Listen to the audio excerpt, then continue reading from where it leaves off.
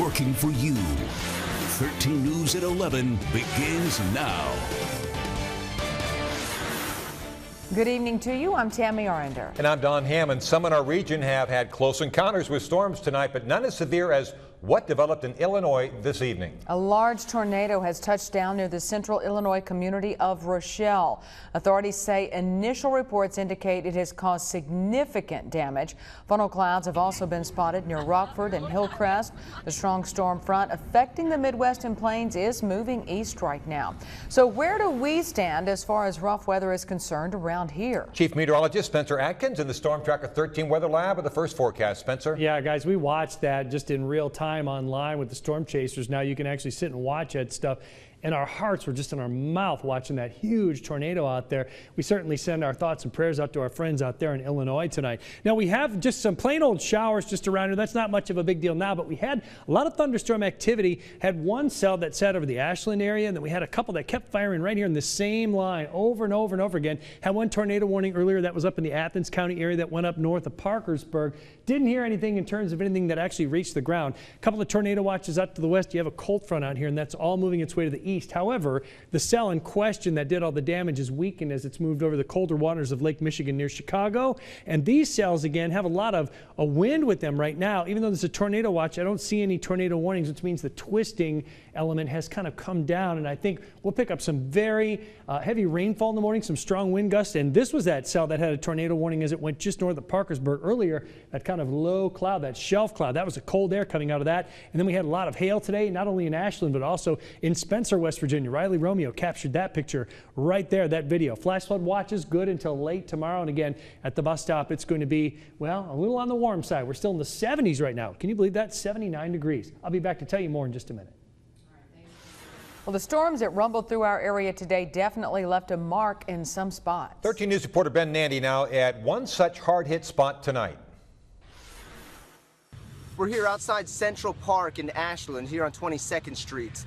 The city had to shut down the park earlier this evening when that batch of weather came through. It came through so quickly, but it did a lot of damage, put a lot of trees on their sides, and did tens of thousands of dollars in hail damage to homes not far from where I am right now. Also some vehicle damage. Right now police are securing the park and they are checking for anyone that still may be in the park who may have injuries. Also the trees that are still standing, we are told, may not be stable. Also a reason for them deciding to close the park earlier this evening. So quickly, so much damage. No injuries reported, thank goodness. 22nd Street is also closed, we must note, because Pritchard's Tree Service is just down the road here, already beginning cleanup. Updates throughout the evening, online and on TV, but again, here in Ashland, Central Park, closed until further notice. In Ashland, Ben Nandy, 13 News working for you. Thank you, Ben. And some Wayne County residents now looking for help cleaning up hundreds of thousands of dollars in flood damage, and they tell us they're having a hard time getting heard. This is what it looks like along Mill Creek Road in the Fort Gay area. Week after the flooding occurred, several cars still completely submerged after being dragged into the nearby creek, and several homes are being called total losses by the owners. Now, neighbors are telling us they've been calling state emergency management officials and the governor's office begging for help. They tell us the last time they had a disastrous flood wasn't this hard. When I was here, FEMA was here in 2 days to help me. That's back in 1995. But this flood is worse than 1995. So I don't know why. And you haven't seen anyone from emergency management? No. Did get in touch with Wayne County Emergency Management this evening. The director tells us he has compiled the numerous complaints and is referring them to the governor's office. The governor's office will then seek emergency personal assistance from the federal government. There's no time frame, though, for when Wayne County will get an answer on that. New details now on what's causing many of those mudslides in eastern Kentucky. It turns out that abandoned coal mines have played a role. The state's Division of Abandoned Mine Lands tells us investigations around the state identified about 150 slides that had a strong mining influence. The state has already asked for bids for the reclamation and cleanup projects. Stay with 13 News for this developing story as we're working to find out more details and the exact locations. New tonight at 11, we're learning that one person has died tonight in Huntington after being hit by a train. This happened at the 8th Street Viaduct at 8th Avenue. Cabell County 911 dispatchers say officials responded to a call from CSX of a person hit by a train there. You stay with 13 News and WOWK-TV.com for the latest on this developing story. Earlier this week, we brought you an update from eastern Kanawha County about an abandoned mine causing quite the scare for families who live in the area. And last month, that very same mine was close to blowing out, and now water is gushing from that mine again. 13 News reporter Hillary Hall continues to follow this story and joins us live in the studio with more. Tammy, Don, Kanawha County commissioners are stepping in and taking charge because they say the mine is a ticking time bomb. As you can see, water is now gushing from the mountainside as well as the drainage pipe put in to manage the water coming from the underground mine. The big issue at hand right now is who's to blame for this dangerous situation, and it seems like it may take some time to figure that out. Alpha Natural Resources officials confirm that they are injecting water into an adjacent mine in the area, but are not responsible for the potential blowout in Hughes Creek. Kanawha County commissioners say they will get to the bottom of this and find a solution for those worried families. Someone is going to get killed if we don't do something about it. That has to be dealt with. There's some abandoned mine property, and then there's some mines that have been active in recent years. And what's important is that we determine the source of the problem and then hold the party responsible. Right now, emergency officials say they do not anticipate another evacuation for families in the area, but water levels coming from the mine have definitely increased in the last few days. Be sure to stay with 13 News for the latest on this developing situation. Reporting live in the studio, I'm Hillary Hall, 13 News, working for you. Kanawha County commissioners also discuss a slow-moving process that homeowners in the area have had to go through following the Yeager Airport landslide. It's been exactly 1 month since that landslide forced families to evacuate as debris and water damaged their homes. While many of those families are looking to sell their homes and move on, others want to stay and find a way to repair the damages. Although insurance companies have not made that process easy, commissioners did honor the man responsible for saving many of those homes from flooding after the slide. I don't know. I have mixed emotions about it. You know, we just did what we had to do. And I think anybody in the same position would try to get the same, results as what we did. A lot of people really was counting on our efforts to be successful. Kanawha County commissioners say Rodney's efforts to clear debris from a nearby creek after the slide were heroic, and his family's company deserves to be honored for their hard work. The Regenerate West Virginia Political Action Committee now held a special meet and greet for Charleston City Council members this evening. Those running got a chance to talk about their platforms and why they would be a good fit for City Council. It was also a chance for Regenerate West Virginia to endorse certain City Council candidates that represent their goals as an organization. Charleston's general election is Saturday, May 16th. What originally appeared to be the work of delinquent kids actually was one disgruntled Charleston man. Gregory Stover is under arrest tonight. This after he used a BB gun to shoot out the windows in several deputy vehicles that were parked outside the Kanawha County Sheriff's Office. Deputies say Stover was not drunk at the time of his arrest. He is currently being charged with destruction of property. Police officer in jail for killing an unarmed man who got out of his car and ran during a traffic stop. We have the latest details on what occurred during this deadly encounter and what's being done about it. And the man police say stalked actress Sandra Bullock and broke into her home has a hearing in court today. We'll tell you what happened. Welcome back to 13 News at 11. It's a developing story near the nation's capital tonight. A guard at the headquarters of the U.S. Census Bureau in Suitland, Maryland, has died after being shot in the chest. The gunman was shot after a police chase that ended at 11th and H Streets, a busy section of northeast Washington, D.C. The gunman is also a suspect in 2 other violent incidents today, including the abduction of his girlfriend, who has been found safe. D.C. police also say the suspect was involved in a shooting on Bruce Place in southeast D.C. And right now we're getting a more complete picture of Saturday's shooting death of an unarmed black man by a white South Carolina police officer. Yes, dash cam video from the officer's patrol car shows the beginning of the confrontation that ended with 1 man dead and a police officer charged with murder. Omar Villafranca reports. Your license registration insurance card? The shooting death of an unarmed man by a police officer in South Carolina started as a routine traffic stop. Newly released dashcam video shows North Charleston officer Michael Slager going back to his patrol car after pulling over 50-year-old Walter Scott for a broken taillight. In the video, Scott briefly exits his car. But the officer tells him to get back inside. A few seconds later, Scott opens the door and takes off running with Officer Slager in pursuit. Scott didn't have his registration, and his family says there was a warrant out for his arrest for missed child support. That would have been the only video had Faden Santana not pulled out his cell phone and recorded what ended up being Scott's last moments. The video also confirms suspicions by state agents at the scene. A statement from state investigators noted inconsistencies, including what appeared to be multiple gunshot wounds in Mr. Scott's back. Slager was fired and charged with murder. He remains in jail without bond. Omar Villafranca, CBS News, North Charleston, South Carolina. The new dashcam video shows that there was a passenger in Scott's car. It's not clear who that was, but his family says it may have just been a friend. Los Angeles judge says a man arrested inside Sandra Bullock's home should stand trial on stalking and weapons charges. Court ruled that prosecutors had presented enough evidence against Joshua James Corbett for him to stand trial on multiple felony charges. This ruling came after the judge heard a recording of Bullock's panicked 911 call. Well, Charleston and Huntington proper didn't get hammered today with weather like other parts of the region. It was humid and dry for the most part.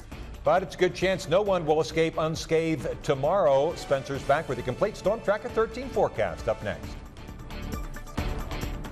This is 13 News at 11 on WOWK with Don Hammond, Tammy Arender, and Storm Tracker 13 weather with Chief Meteorologist Spencer Adkins. Now, here's your Storm Tracker 13 weather. Hi everybody, well quiet now, but I think some rock and roll thunderstorms are in store here for the morning tomorrow. So I just want you to kind of, have your head on a swivel. Let's be ready for some storms and, be ready to either drive slower, sit and wait a few minutes, or, kind of adjust the schedule as needed as that line of storms comes through. Big downpours, possibly some big wind. All right, let's check this out now on the Storm Tracker 13 HD Dual Live Doppler. We have a couple of showers up here, very light, near Spencer, West Virginia. It's almost like we just had this continual formation zone that started here in southern Ohio and right in the Boyd County area. And the storms just kept coming right here across Gallia and Mason and across Jackson again and again, and then on into Roane County throughout the afternoon. We did have one tornado warning again that was on up in the Athens area, but again, not hearing anything in terms of anything touching the ground, but we'll certainly continue to check on that and let you know more tomorrow. A lot of hail. There was one cell, it was right around 7 o'clock if I recall, and Tara Rigsby, that is in Ashland, captures all the hail here on the ground. There were several hail reports. This was amazing. This was the cell that had the tornado warning on it as it went through Belpre, Ohio earlier. Kara Ball shared that with us on the Facebook page for Storm Tracker 13. It's what we would call kind of a mothership type of a cell. That's a mesocyclone, and that is just a large thunderstorm. All this is driven by the cold air pushing out right there, and if there were rotation, it might be able to link up to the ground. Looks pretty scary, I can tell you that. Usually you can see some wind damage with those, but we didn't see anything in terms of a funnel cloud actually reaching the ground. Sometimes they're mistaken for that as a funnel cloud, but that was just part of a mesocyclone, a very strong thunderstorm, and it could be an association with a very gusty front that comes off the leading edge of that. Flash flood watch until Friday afternoon. That's pretty much everyone who's watching, with more rain in store. At 79 still in Charleston, 75 in Huntington, and within the past hour, it's been 80 degrees in Portsmouth, falling now into the 70s. Strong early storms, 65 degrees in the morning. Here's our predictor, and it did a pretty good job of showing everything quieting down now. Now in the morning, here we are, 6 in the morning, Jackson County, Vinton County, already through the Portsmouth area at 6, moving into Huntington. So kids usually start to get on the bus around 6:30 or so. So a little bit of a mess from about Huntington through Charleston at the time of delivering kids to school. After about 8 o'clock, when most of the kids are already in school, it's a problem for Summersville through Logan and Williamson with the heavy rainfall and the strong winds. Still some rain across West Virginia, Kentucky at noontime, and then it dries out. By about 5 o'clock tomorrow, we'll see some dry conditions again, and it looks like a beautiful Saturday, no matter what your plans are. Maybe some yard work, starting to get into that. Maybe there's a yard sale, or maybe you're going to drive on over to Lewisburg. Now, we had beautiful weather again. That was earlier tonight for the West Virginia Power. We're going to find out more about that. It was about 77 to 80 at the ball game time, and they got some fireworks in too tonight. So I'm glad the weather worked out for that. 65 for tonight, and tomorrow 71, loud and gusty in the morning, friends. Just be ready for that. The steady wind, 10 to 20 miles an hour. Some of those gusts, they may be severe, which would take you on up close to 60 miles per hour. Now, we're not saying that that will be the case everywhere, but there could be a few isolated reports of that. Saturday and Sunday look beautiful, and the weekend, again, that leads us to another warm week. How about that? We have 70s returning just like this week. I think the best time to see rain is late Monday into Tuesday and again on Thursday. So really, you get Saturday, Sunday, and a lot of Monday dry, so that's almost a clean sweep of 3 days, which we could stand from many standpoints around here. Absolutely, yeah. a little respite. It'd be good. Okay, attention drivers, having a lead foot may not be the only reason you get a speeding ticket, but it might have something to do with the car you drive. Which vehicles are most likely to catch the attention of the radar gun when we come back? Welcome back to 13 News at 11. I did not know this. 112,000 people a day get tickets in America. If you're one of the unfortunate ones, our automotive expert Nick Miles takes a look at how likely you are to be stopped by the police. Well, thanks, guys. This is a Mercedes-Benz SL, a V12 engine with a bi-turbo in it. It is the most ticketed car in the United States. What you drive in America could depend on how likely you are to get a ticket. If you drive a Mercedes-Benz SL, your chances of getting a moving violation are higher than if you drive any other vehicle. This, according to data put together by the insurance underwriters of Quality Planning. The Mercedes SL had 4 times the number of violations compared with the study's average. But other vehicles to make the top 10 list are not just fancy sports cars. Scion, especially designed for the XY generation, get 2 entries in the top 10 list of vehicles, both the Scion TC and the Scion XB. The only one SUV to make the list is the Hummer H2. This giant mammoth of a vehicle seems to attract the attention of law enforcement. So, on the other end of the scale, which vehicles should you buy if you have too many moving violations and you're ready for a break from the courtroom? The winner is the Pontiac Vibe, the vehicle that gets you the least amount of tickets. The number 2 least ticketed car on the list is the Hyundai Tucson. I could go for that. For 13 News, working and driving for you, I'm Nick Miles.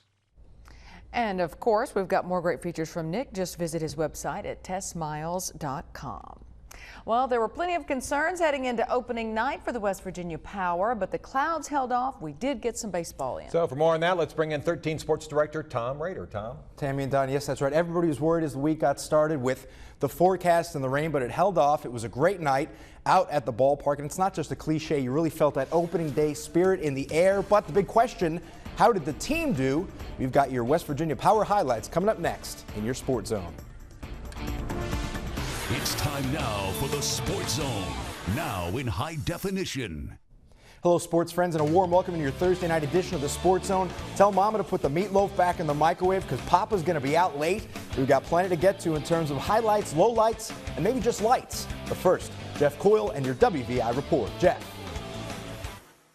You know, it's every young athlete's dream to make it onto ESPN Sports Center, but how about when you do it by making the #1 play on the top 10? Taylor Munden did just that. The WVU senior shortstop had an unbelievable behind-the-back no-look pass for an out at second base. And yes, it did make #1 on the countdown. He found out about it when the team got back into the hotel after a game against Kansas State. Here he is talking about that moment, something that every athlete dreams about. I got back to the hotel before dinner and my phone was just blowing up already, and I wasn't even on ESPN yet. And yeah, it was amazing. I don't know. And if you happened to catch the WVU Coaches Show last week, Gary Brown, the graduating senior of the WVU men's basketball team, sat down with us to talk about his future. Now, he's trying to play professional ball, most likely internationally, overseas somewhere. But he also says that the future for his old team, West Virginia, is very bright.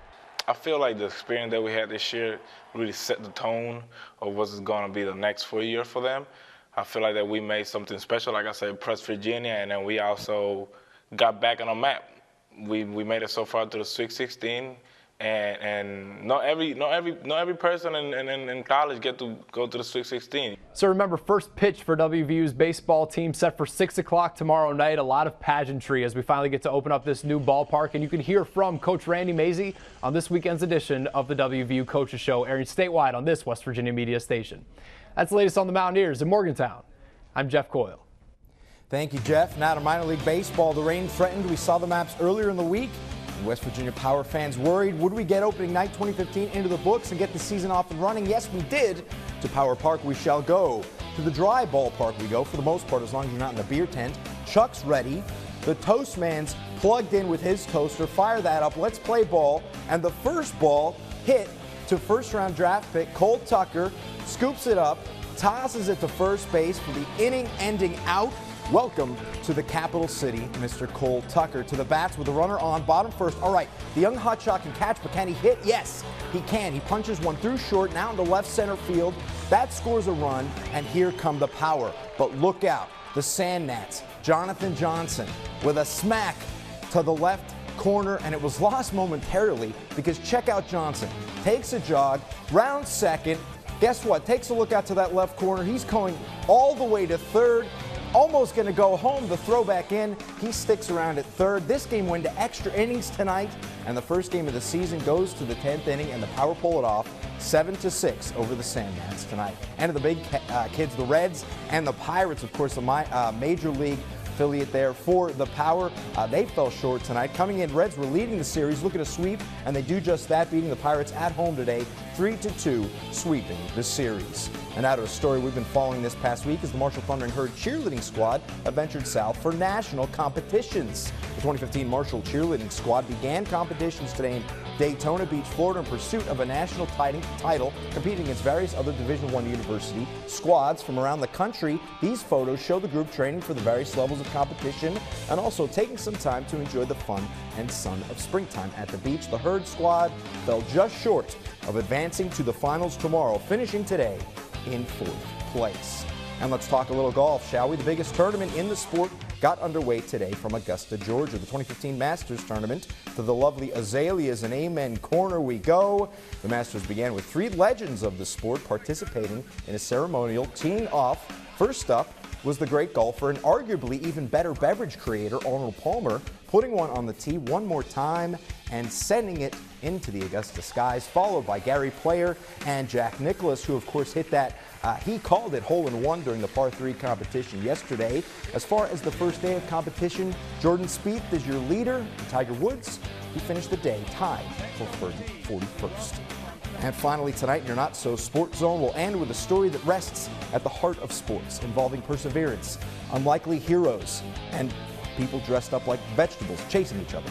Fans of the minor league team in Buffalo, New York, looking forward to another season of mascot races. Ever since chicken wing, blue cheese, and celery made their debut at Coca-Cola Field in 2010, their mid-game race has been the must-see event at Bison's games to see if celery will ever win. The lean 6'4" stock has competed in every race, but has yet to earn a single victory.